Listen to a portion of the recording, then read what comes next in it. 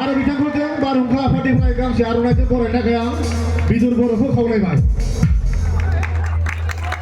फंबाय लब बर' बिथाङाबो जाखांफुनाय सासे मेथाइ खनगिरि दायो जोंनि गेजेराव मिलौदो गारांजों रायजोफोरखौ गोजोनग्लाय होगोन। हेल' फैलायबाय दिनै गामियाव खननो नङा होमबा गिबि गिबियावनो बालिस्टा बारहुंखा आफाद बिथांमोननि मावथिफोरनो आंनि रोजा रोजा साबायखर बावबाय लोगोसे गामिनि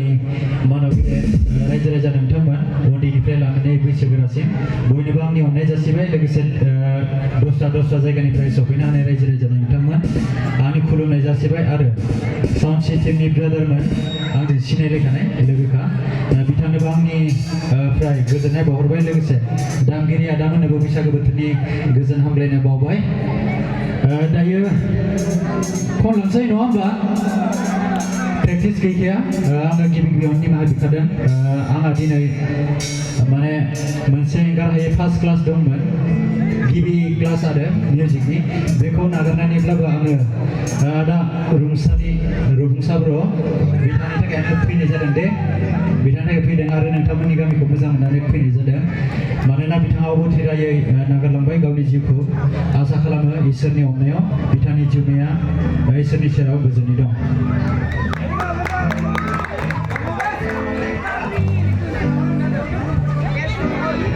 रंजाफागोन दा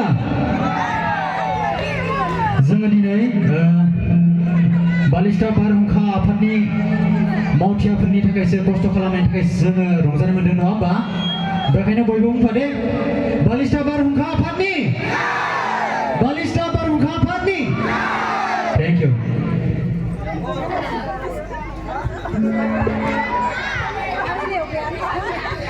दाबावसो रोजाबलांनाय आंनि लोगो सन्जित बर' बिथाङा जोबोद मोजाङै मेथाइ खनलांबाय बिथाङा आंनिफ्राय साबायखर बावदों गामिनि बादिनि जानानै।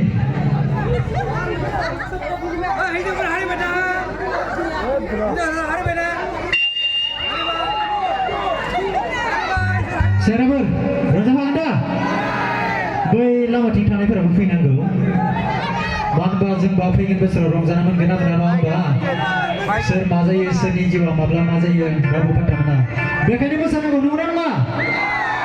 बयबो खौसेयै रंजानानै दिनैनि बे हाबाफारिखौ जोङो जाफुंसार खालामनि फै बयबो फै सिख्लाफोरखौ एसे सोंनो लाजिनाय मोनो आङो जियानो जा रंजाफाबानो जाबाय दे।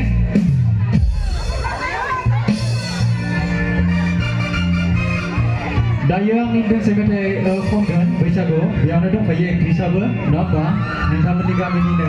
सिमा बर' आरो बेयावनो लाजोबनाय लकेसना न'खरनि मानसिफोरनावनो गुमैमोन आदामोन बयनावबो लादों आसा खालामो मोजां मोनगोन।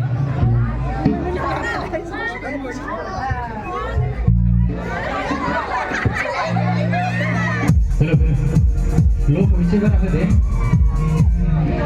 मनालिसा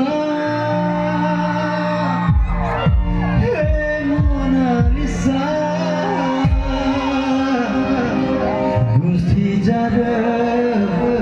बिखा फांदा मिनिहां आंनि सिमांना मोगथा